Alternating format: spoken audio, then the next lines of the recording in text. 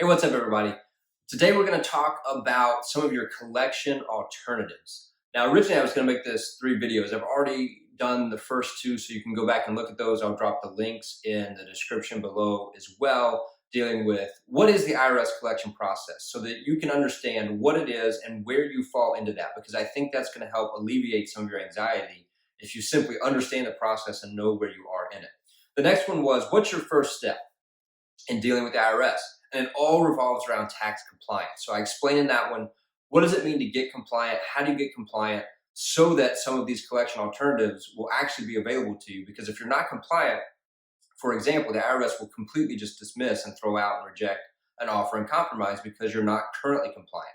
So make sure you go back and watch those 2 videos. It will help you understand this and hopefully relieve some anxiety if you're sitting in the collection process right now, or you've gotten a notice from the IRS, which is why I assume you are watching these videos. So what are some of your collection alternatives? All right. The first one, or one of them, is currently not collectible. Now, this is a status that the IRS can put you in where the collection process basically gets put on hold. They're not going to send you notices. They're not going to try to levy any assets. They're not going to try to garnish any wages, but they're going to put you in the currently not collectible status. Now, this isn't something you can just ask for. You have to qualify for this. The IRS is going to take your income, and we can do this calculation. We can request you be put in this. We can show that you qualify for this, and that's what the steps would be to get into this. But it's basically your income minus allowable expenses. So I'm not going to go into detail on that, but the IRS isn't going to let you just put whatever expenses you might have on that. They have to be qualified allowable expenses on there. And then if that shows that you can't pay, if your expenses exceed or meet your income and you don't have anything left over to make a payment to the IRS, then they can put you in currently not collectible status. The great thing about the status is the IRS has 10 years typically. Now, things can extend that, but they typically have 10 years to collect the tax due. Currently not collectible status stops them from currently trying to collect it, but the clock keeps running on that 10-year statute. So if you're very close to the end of that 10-year status, this can be a great way to, quote, run out the clock.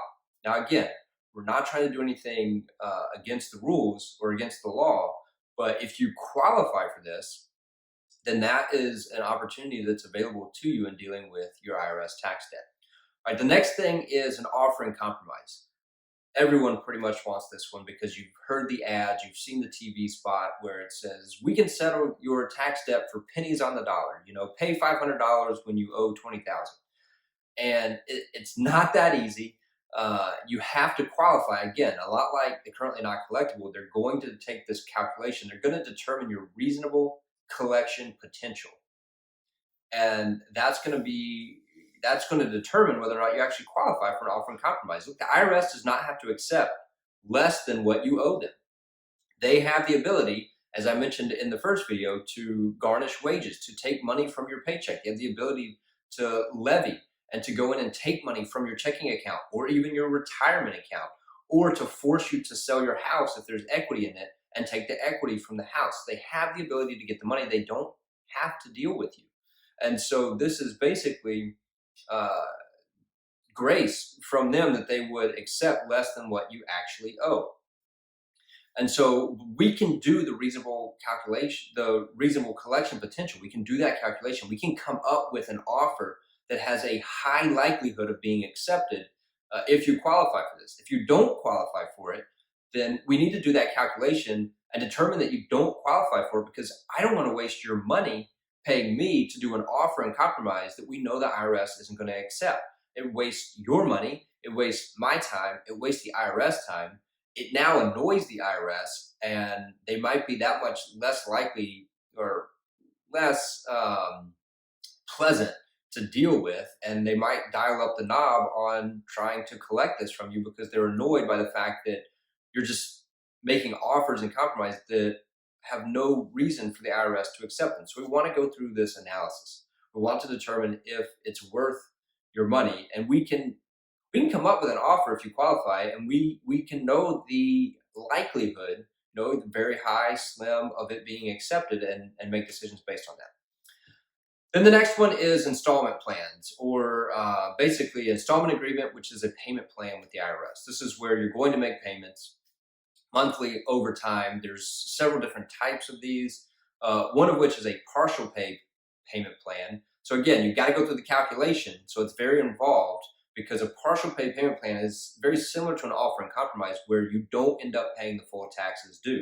You make a payment plan over the remaining amount of time the IRS has to collect the taxes, and they accept that payment plan, but it doesn't fully pay the taxes. So as you can imagine, the IRS is going to want to reevaluate that in case you got a higher paying job or came into new money from somewhere, an inheritance, whatever. They want to evaluate that every couple of years to make sure you can't pay more because they don't want to accept less than what you actually owe if you have the ability to pay the full amount. A streamlined plan is one where you don't have to fill out this income and expense. You don't have to fill out kind of your financial statement and ability to pay, because a streamlined agreement, you qualify for this if your tax debt is low enough, you're not over a threshold of how much taxes you owe, and if you're going to pay the full amount of the taxes within a specified period. And so if you hit those two things, you don't have to fill out any other kind of forms. It's very simple, straightforward. We can do it over the phone or online, and we set up that payment plan. We set up that payment plan, and you're going to full pay the taxes under that one. An ordinary or a regular payment plan is one, again, where you're going to full pay the taxes, but maybe your tax debt is higher, or you're not going to be able to pay it within that shortened time frame. So the IRS still wants to evaluate your potential to make the payments. And so it's still involved with filling out those financial documents, those statements that we have to provide to the IRS to get this type of payment plan accepted. But you're going to full pay the payment plan, and you're going to do it in installments over time. So these are your collection alternatives. Of course, the last one would be just simply paying the taxes owed. You agree with it, you have the ability to pay it, you pay it, you get the IRS off your back, and you're done with it. But these are the ones we went through in this video are collection alternatives if you can't do that.